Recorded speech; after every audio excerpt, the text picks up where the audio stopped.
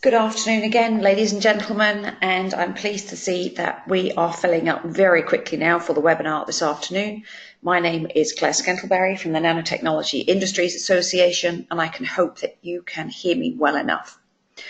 I'm just going to let you know that we're recording the webinar this afternoon so that we can host it on YouTube, but as we have no audio for the attendees, hopefully that's not a problem for you all.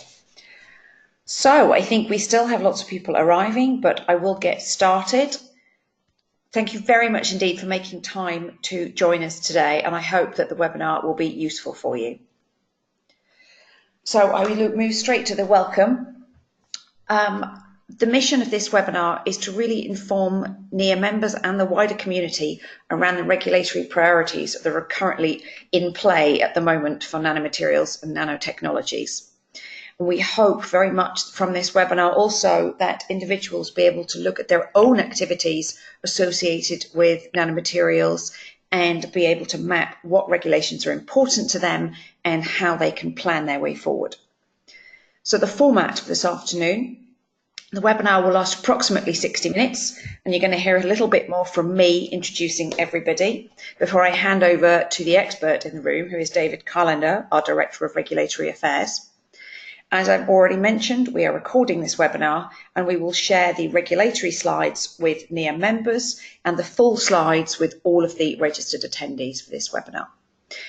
We have, as you will see, we've had a lot of people register for this webinar today, and we are officially full with 100 registrations, which is really excellent to see.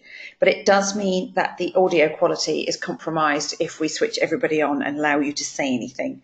So if you want to ask questions through the webinar, we can collect them together and you can use the chat function in your webinar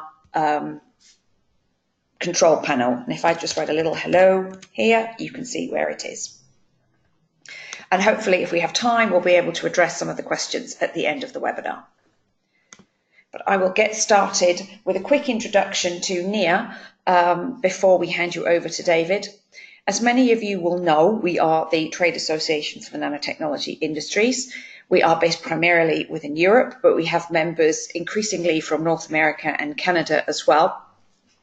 And our aim is to support the development of safe and robust nanomaterials that are beneficial to citizens, the environment, and also to economies, boosting them as an emerging technology. And within that, we undertake a number of different activities. We support very much the development of a regulatory framework that is functional and useful for all, and we support our members in understanding how regulatory frameworks are developing and positioning themselves within those frameworks.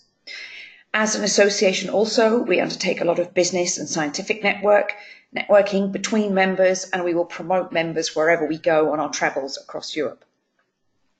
We also work with partners across the globe, particularly in the US and Asia, to help build a robust nanotech ecosystem where organizations can move their materials and their skills between different regulatory frameworks with a minimum of barriers.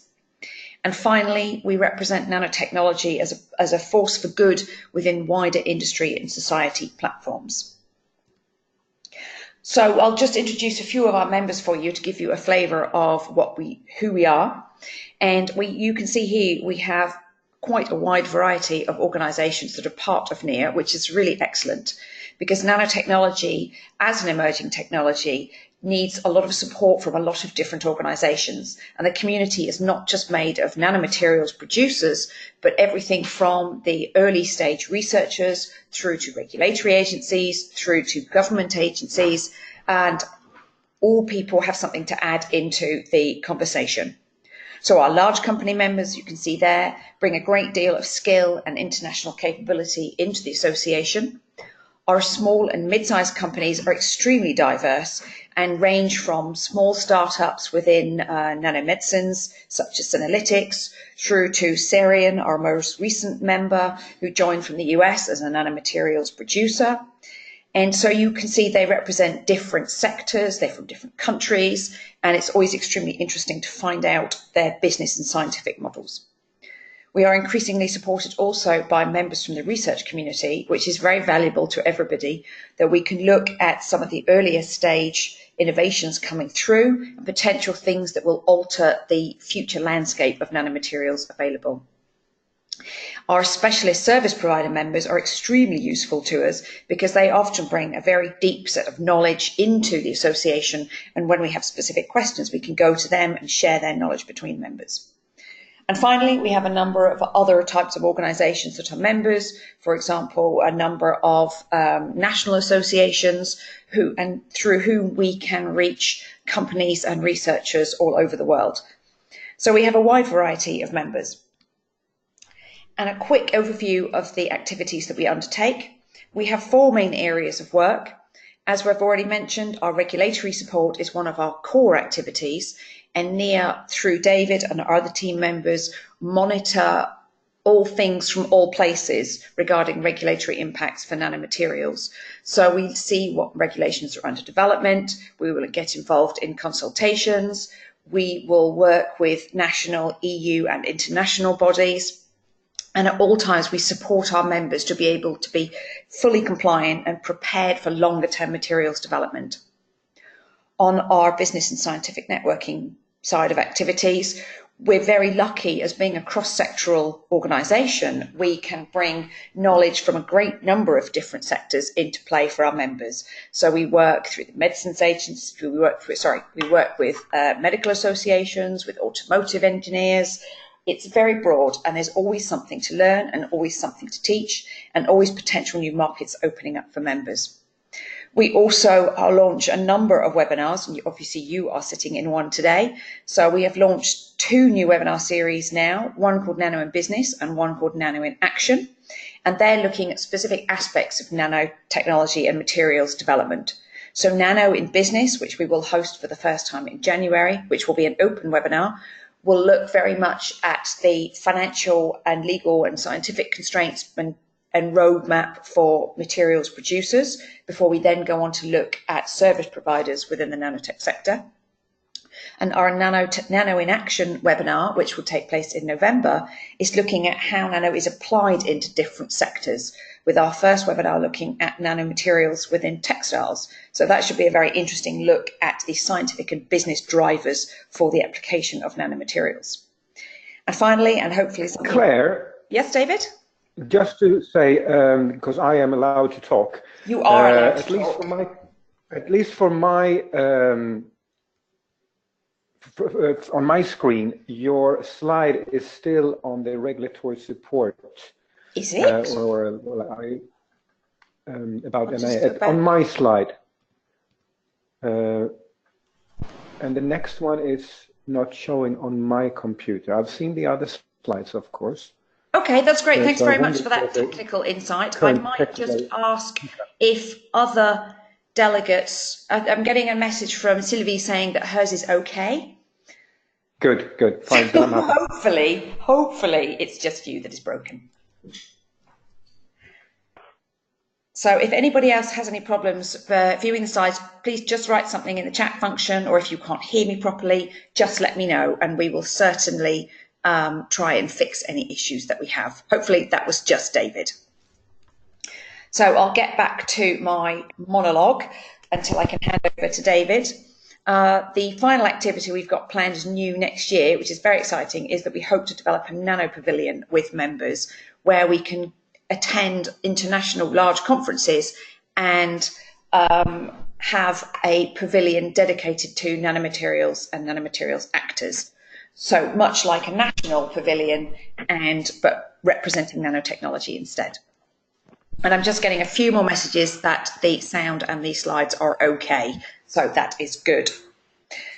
David, you're definitely looking at my screen for the webinar and not your screen with the original slides. Just checking. One of our other activities. I am looking at your screen, but I will. Something will be sorted out. Yes, that's great.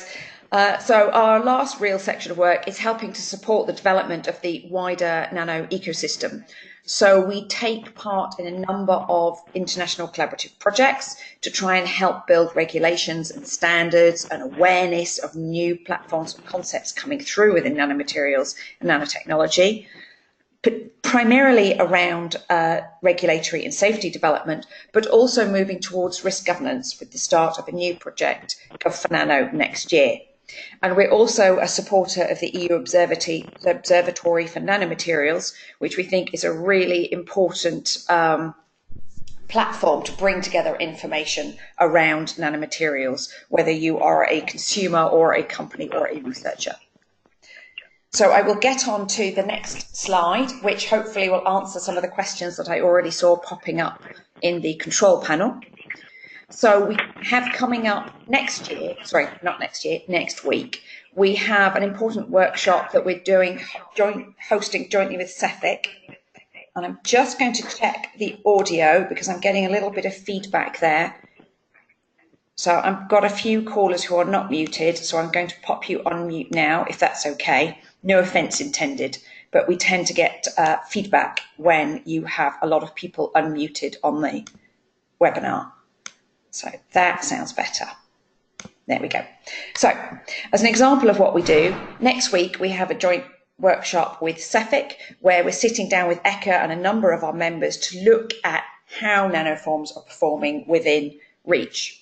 And that's very important to help bring or help clarify industry queries around terminology for nanoforms, particularly as with regard to how you create and justify sets. Then we have our November 15th webinar, which is looking at Nano in Action, which is nanomaterials in the textile sector. We will send you all a link for the events that you can register for that are open. We have a very interesting webinar coming up, which I'm afraid is members only, in December, looking at the role of IP within protecting nanomaterials, which is something very interesting. So looking at all different aspects of how you build and protect value around your nanomaterials. Finally, then we have our Nano in Business launch webinar in January, which will be looking, as I mentioned before, very much at nanomaterials production and the commercial roadmap for that, before our next webinar looks at the service side of nanomaterials, because the development of a robust commercial service sector is an essential part of a successful technology. I'm very pleased to say that our symposium next year has just been confirmed for March the 27th, and that is free to members, but non-members may also attend that. And finally, I've already described to you our Nano Pavilion, so you'll see more information about that as that becomes available, and we select the conference at which that will go to next year. So, moving on towards the topic of this webinar directly, I'm going to hand over to David in a moment to look at all things REACH, looking at ECHA activities, a little bit more about our workshop with ECHA, the eternal conversation about the nanomaterials definition, and information that people should keep an eye out for in the not too distant future. So on that note, I'm going to hand over to David, who hopefully has his slides all caught up now and is ready to take you through the regulatory part of this webinar. David? Thank you very much, and it's a pleasure to be here. Just on a practical note, will you give me access so I can move the slides myself, or will I let you know when I want the slides to be moved? Could you just let me know when you want the slides to be moved, just in case we have any IT glitches switching screens? Perfect. So please, next slide. We will start this session, which I'm expecting to be around half an hour, on a number of the recent and sometimes even maybe not so recent developments in the regulatory area, and also touch upon a few things that are not directly regulatory relevant. But this is just a short recap on the modifications of the REACH annexes. I will do a few slides of those. So as you recall, they were indeed adopted by the REACH committee in April this year. And after this, their adopted text has passed the scrutiny by the European Parliament as well as the Council, and that is in standard procedures a minimum of 3 months. And now what is happening, we are awaiting the final adoption by the European Commission and the subsequent publication in the official journal. And this is expected, well, any time now. It could take a week, it could take a month, but it is on the pipeline within the European Commission. And as you may also be aware, that the regulations shall apply from 1st of January. So basically we're looking at not even 1.5 years, but less than 1.5 years for their implementation once they have been published in the official journal. So next slide, please. So the amendments to the annexes are composed of two parts. We have the actual Commission regulation itself, which is composed of 3 articles, and the main bulk of the changes are in an annex to the Commission regulation. It's about 27 pages in the version that is being made available. And one of the most important changes is that we are now having a, well, once published in the official journal, we will have a regulatory definition of nanoform under the REACH regulation. And of course, you may be aware we have a number of other definitions of nanomaterials or engineered nanomaterials in various types of regulations, such as in cosmetics, the biosolid product regulation, and in the novel food regulation, to mention a few. They are sometimes rather similar, but there are also important changes. But now we have we will have a definition under REACH, which is very, very important. Next slide, please. So the nanospecific modification of the annexes that were adopted provides sort of a general clarification that if you have a nanoform in your dossier that you then are covered by the registration, these nanoforms must be addressed, and an assessment and conclusions that you have made has to be documented, as well as your appropriate risk management measures have to be identified and thus communicated in your registration dossier. And there are a number of information requirements that are updated in Annexes 1, Annex 3, and then from Annexes 6 up to Annex 12, where there are revisions being incorporated. Next slide, please. So in the next few slides, I will just touch upon a few of the changes just to make you aware or update you what the text would eventually look like once it's published in the official journal. So for Annex 1, under the section 5.2.3, the exposure estimation, it's just a clarification there that when nanoforms are covered by the registration, you also have to provide characterization of the dissolution rate, particle aggregation and agglomeration, and of the particle surface chemistry to be included. And some of these issues is when, as you may also be aware, may not be very straightforward to perform due to basically at the moment we don't have validated methods to perform all of these tests.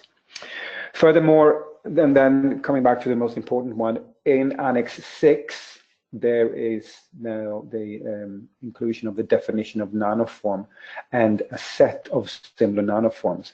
And basically the definition of the nanoform follows the 2011 European Commission recommendation.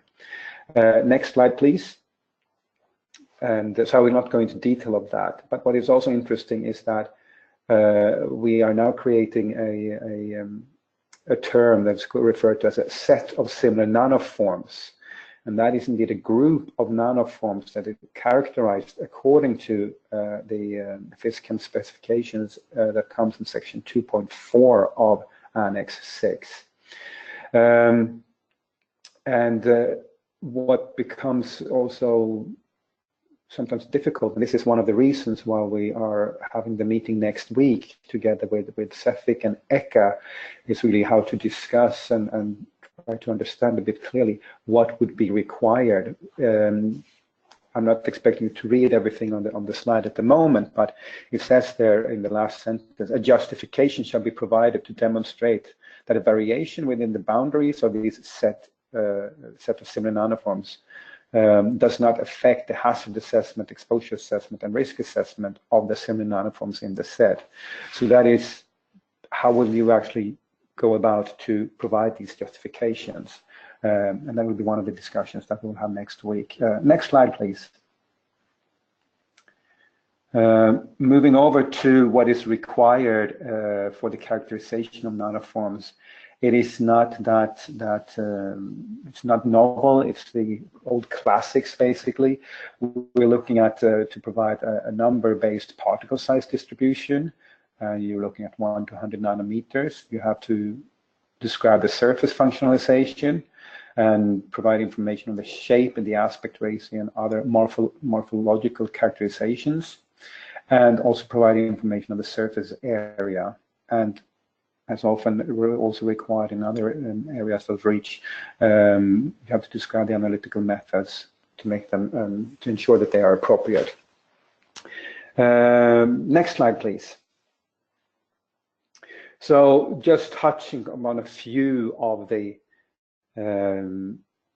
modification in the annexes, and they are actually all in the text there. So, but in the first annex, Annex 6, where Annex 7, production volume more than 1 ton, information on dissolution rate should be considered. The acute toxicity by oral route shall be replaced by inhalation route.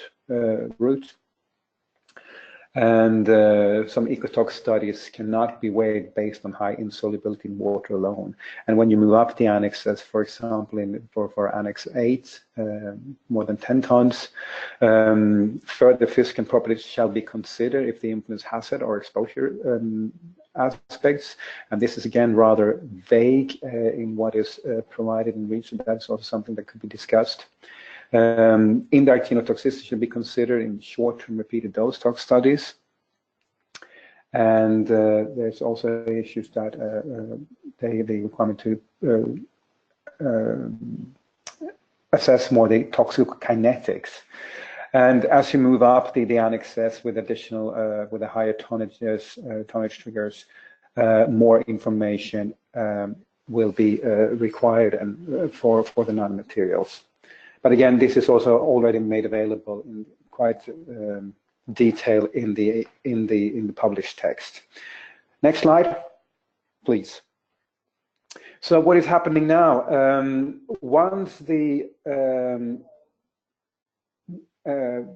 publication is done in the official journal, ECHA can officially start revising its guidance documents. Obviously, ECHA is already preparing a lot of this work in-house, and they will update a number of its guidance documents that are already available for nanoforms or nanomaterials.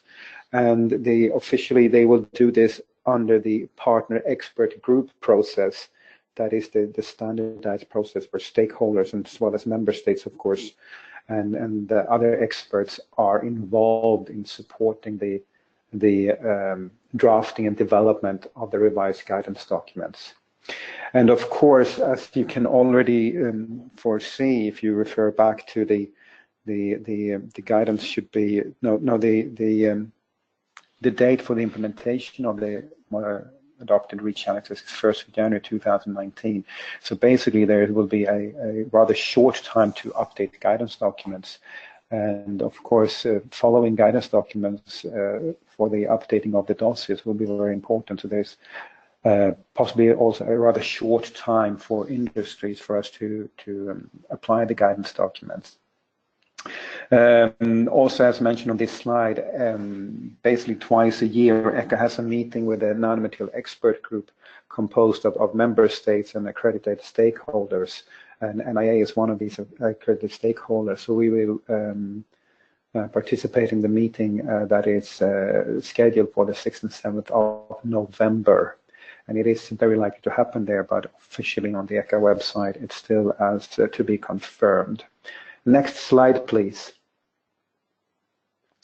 So this is just a short update on what happens in basically REACH now. I mean, the last deadline for the registration of phasing substances was 31st of May 2018. And at the moment, you can see that there are about 90,622 registrations for 21,601 substances from 14,000-ish companies. And the registration, based on the IO-collated format to provide your dossier, there's been a tick box for Nano for the last couple of years. And as of today, 34 substances have a Nano form based on this tick box for the registration of dossiers. So next slide, please. I do apologize. I mean, this is not basically readable, but you can read it if you lean very close to your screens. But this is just an extract of the 34 substances that have crossed the tick box for nanoform, and a number of the classical ones are in there: aluminum oxide, carbon, titanium, calcium carbonate, cerium dioxide, graphite, iron, silicon dioxide, silver, and of course both single-wall carbon nanotubes and tangled multi-wall carbon nanotubes, titanium dioxide and zinc oxide, to mention a few. So next slide, please. Previously, earlier this week, the ECHA published a draft community rolling action plan. Well, it was published yesterday. And very briefly, to just remind you what the community rolling action plan is, it's a plan that includes substances suspected of posing a risk to human health or to the environment. And these substances cover various areas and are not limited to particular industrial, professional, consumer uses. So everything is considered. And once a substance is put on the CORAP list, it falls under the substance evaluation on the REACH articles 44 to 48. And this CORAP is updated annually, and now they are the evaluations that are scheduled for 2019 up to 2021 by member states are included. However, it is still a draft, so if you're a stakeholder and have an interest, you can provide your comments and make them known, because ECHA will, by the end of March 2019, after discussions in the ECHA member state committee, will adopt the final CORAP for the years 2019 to 2021. Next slide, please. So in this draft that was published yesterday, there are 2 nanomaterials specifically mentioned. We have the multi-wall carbon nanotubes, or as referred to, synthetic graphite in a tubular shape, as well as cerium dioxide. And the reasons why they have been put on the CORAP list is related to suspected cancerogenic or other hazard-based concern, wide dispersive use, consumer use, exposure to the environment, or as well as cumulative exposure. And for cerium dioxide, you will also see that it's a suspected mutagen.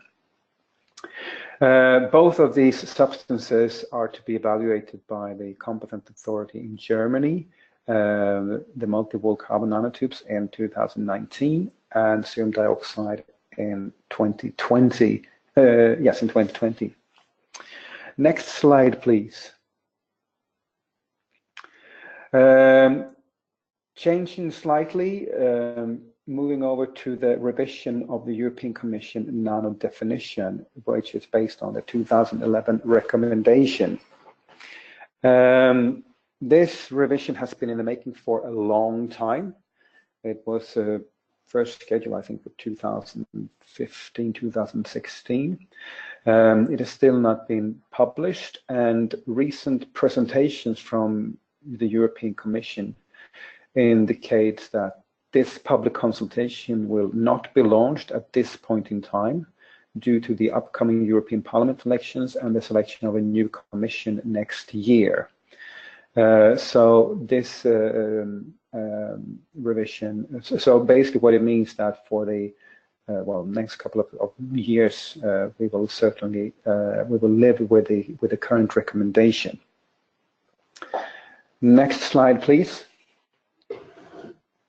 But what is related to some extent to this is at the Also very recently, on Tuesday this week at the European Council, there was 5 countries that have come together and based on a workshop or conference in June, they have provided the Environmental Council what is referred as the Berlin Declaration. It was mainly drafted by Germany.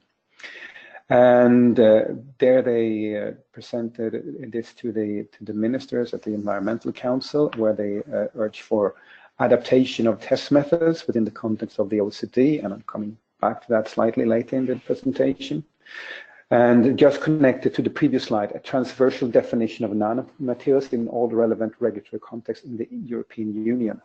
And this is indeed what the Commission has also indicated previously, that once the revised recommendation is available, it will be up to the European Commission then to initiate the work to adapt the regulation, the definitions in other types of regulations.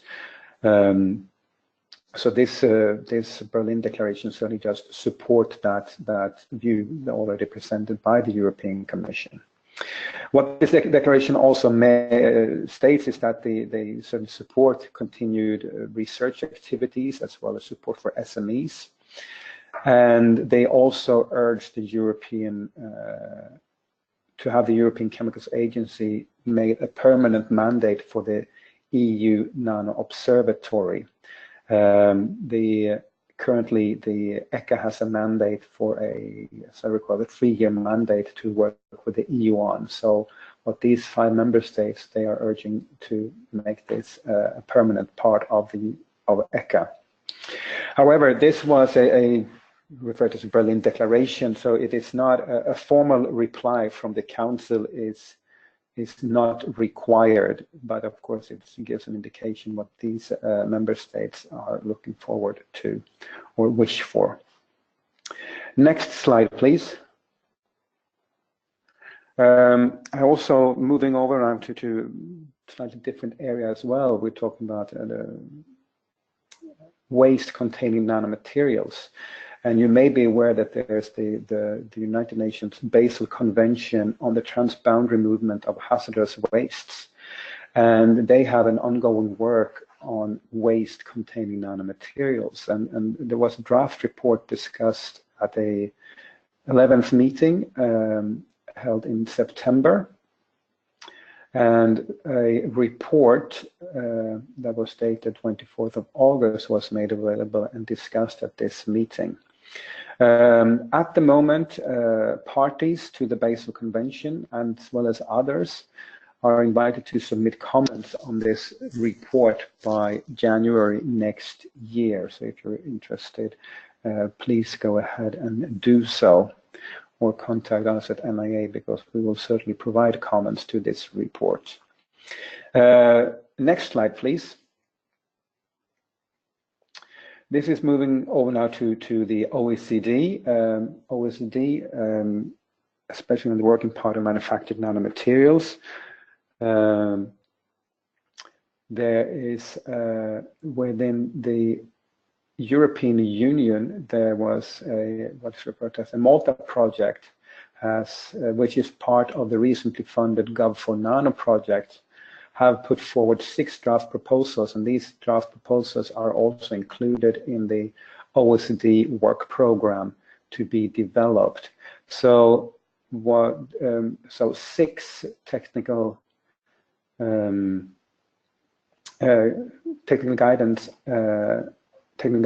or guidance documents are under preparation that will support the methods or be added to the methods that can be used to test your characteristics and properties of your nanomaterials, and they relate and they are related to, for example, solubility and dissolution rates. And as you've seen previously, you recall, this is becoming more important in the in the REACH amendments because it will be required. Of course, we have the identification and quantification of surface chemistry of coatings, looking at dustiness, the applicability of the technical guideline 442D, which is related to in vitro skin sensitization, looking at aquatic or basically environmental transformation of nanomaterials, as well as preparatory work on a new technical guideline or a guidance document with regard to toxicokinetics, which is also part of the REACH Annex modifications. So certainly all very interesting and important. Next slide, please.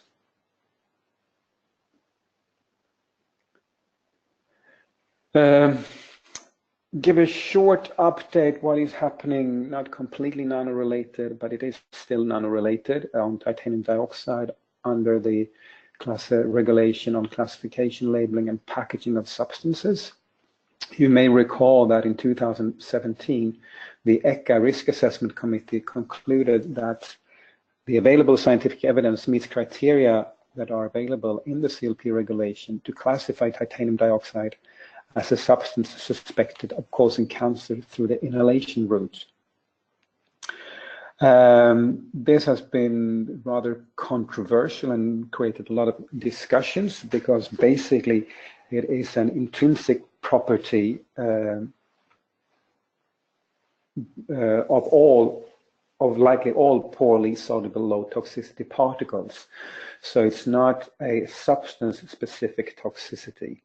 And this has created a lot of discussions on how to work with this under CLP, because this case was likely not foreseen when the CLP regulation was drafted.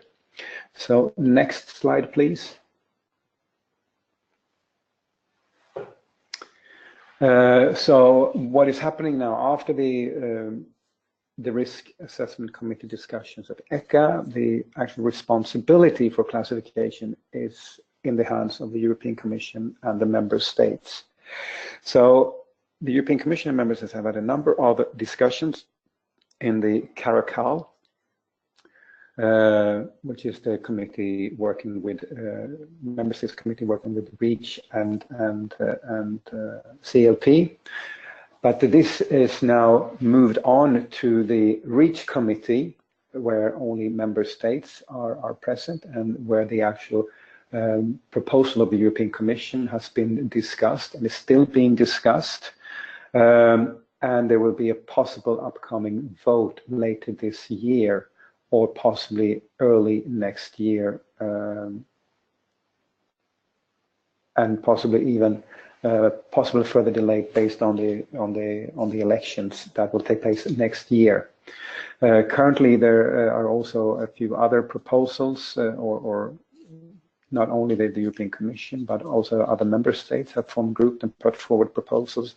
So this is still under discussion on how to move forward, if it should actually be included in Annex 6 of the CLP, or if there are possibilities to include it in other annexes, such as in Annex 2 of the CLP regulation. Next slide, please. Continuing with titanium dioxide, but now moving over to the food additives area, a short history that in May this year, the French government made an amendment that was adopted by the French National Assembly.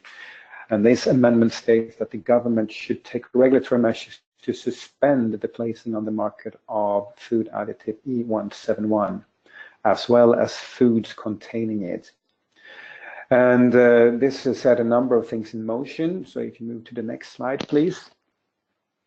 There is a requirement under the General Food Law 178 from 2002 that if there seem to be divergent scientific opinions between risk assessment bodies of the European Union, the European Food Safety should be requested to provide an opinion. And that is indeed what happened. The EFSA was requested by the European Commission to assess 4 scientific studies related to titanium dioxide and its use as a food additive. And after 3 months, in July, the EFSA published its assessment on these studies, and EFSA concluded that the outcome of the 4 studies did not merit reopening the existing EFSA opinion related to the safety of titanium dioxide as a food additive that was published in 2016. So, and obviously the EFSA 2016 opinion clearly indicates that there are no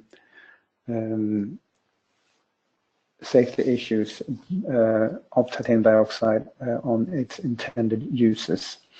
So possibly, well, this story will certainly continue as well. Next slide, please.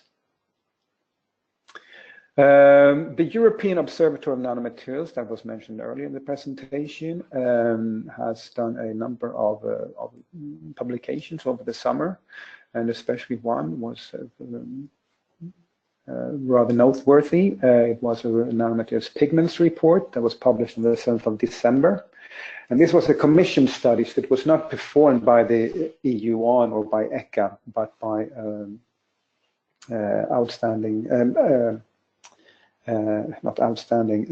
I'm losing the word here, by outside research partners. And this study found 81 pigments on the market, which are listed in an inventory that has also been published on the EU-ON websites.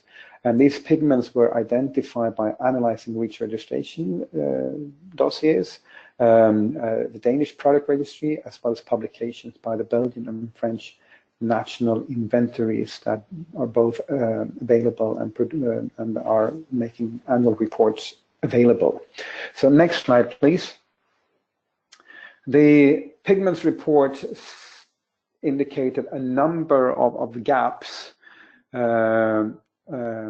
with regard to pigments and information they found about these pigments, and stated, among other things, that dry pigments present the highest concern because they can easily be inhaled and ingested.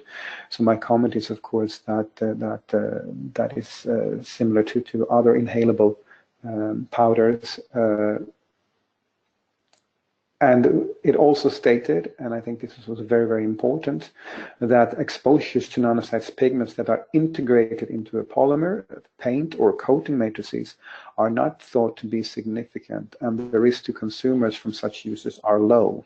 So indeed, the consumers with buying paints, which are usually in a liquid form, is a very, very low risk for exposure. Next slide, please.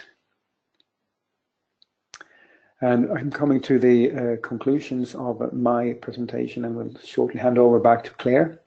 There was the US NIOS agency under the CDC has launched a consultation on nano silver. It's on a revised draft NIOSH Current Intelligence Bulletin, and the report is called Health Effects of Occupational Exposure to Silver Nanomaterials. This report provides an updated scientific literature review of occupational exposure, and it provides a draft recommended exposure limit that is applicable to processes that produce or use silver nanomaterials. And the draft REL is for primary particles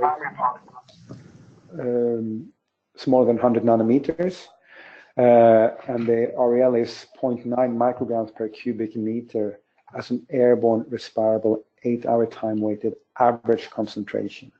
In the report, NIOSH also continues to recommend the existing REL for total silver, which is 10 micrograms per cubic meter. It's a public consultation, so the deadline for comments is 30th November, and I will certainly provide some comments. There's also NIOSH have also scheduled an open public online meeting for 30th of October. And with that, I think the next slide is handing back to Claire, and I think I was decently good in keeping my 30 minutes. Thank you very much. Claire. Thank you very much indeed, David. That was really interesting and useful. I have one small note to add from one of the comments during the webinar around the Berlin Declaration, in that France also supports this declaration. So that was added by one of our webinar attendees. Thank you very much for that addition. I just did a rough copy-paste from the Council declaration that was made available on the website, but I may certainly have done an addition there. But that's great. Thanks very much, David. I would like to take this moment to ask our attendees if they have any written questions through the chat function before I get back to the showcasing of NEAR and how lovely we are at the webinar end. So you can write your questions in the chat function and we will put them to David and obviously share the responses for those. So at the moment I see none. So I tell you what, I will finish off with my next slides if people are going to write anything, and we can read the messages when they come.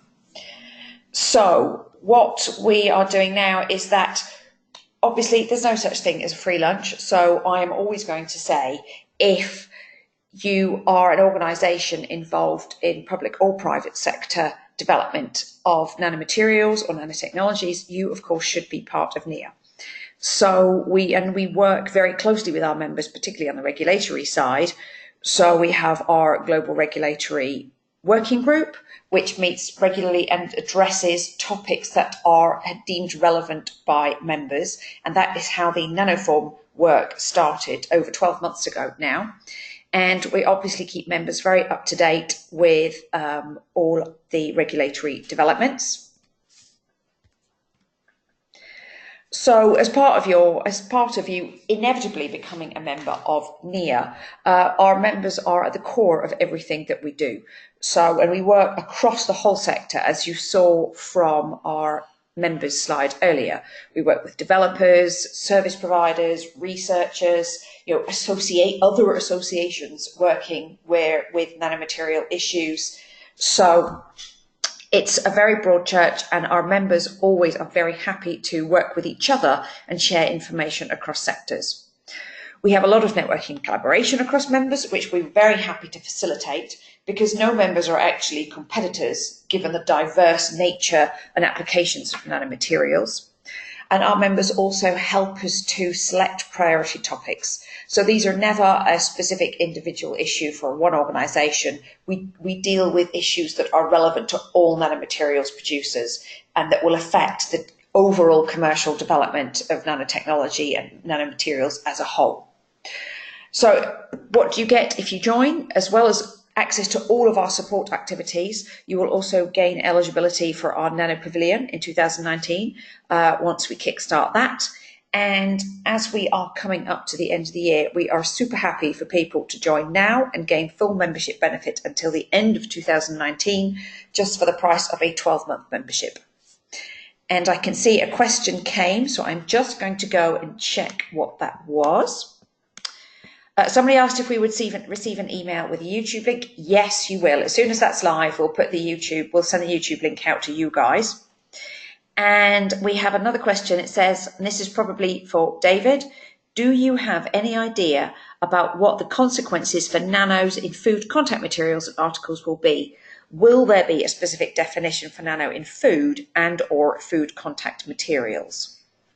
So David, if you'd like to jump back in there. Thank you very much for that. Well, there are two questions here, or they're not really the same. For food, there is already a definition of nanomaterials. Actually, it's on engineered nanomaterials.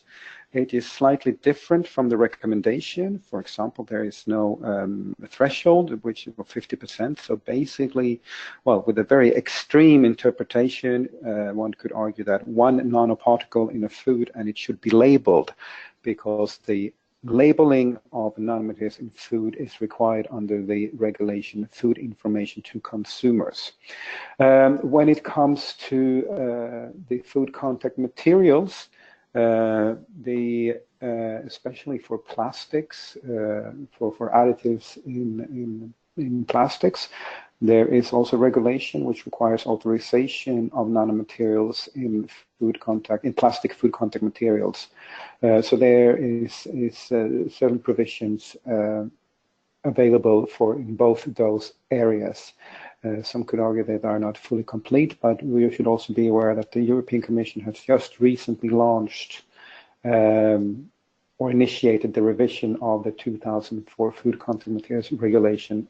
So in the next couple of years, we will certainly see more development in this area. I hope that answers your question. Thanks very much indeed, David. So I think that brings us towards it already brings us to our Q&A slide, which we've already had. But I think I don't see any more questions coming now, but obviously you know how to find us. Our email addresses are on the end of the slides here. We will share with you the intro slides from the webinar, as well as the full recording on YouTube. And we would be delighted to have any feedback from you on how useful that webinar was. And we look forward to seeing you in future webinars. So I'd like to say thanks very much to David for taking the time to pull everything together on the regulatory side of things. And of course, thank you to you as attendees for making the time to come along. So I'm going to close the webinar now and look forward to speaking with you again in the future. Thank you very much indeed.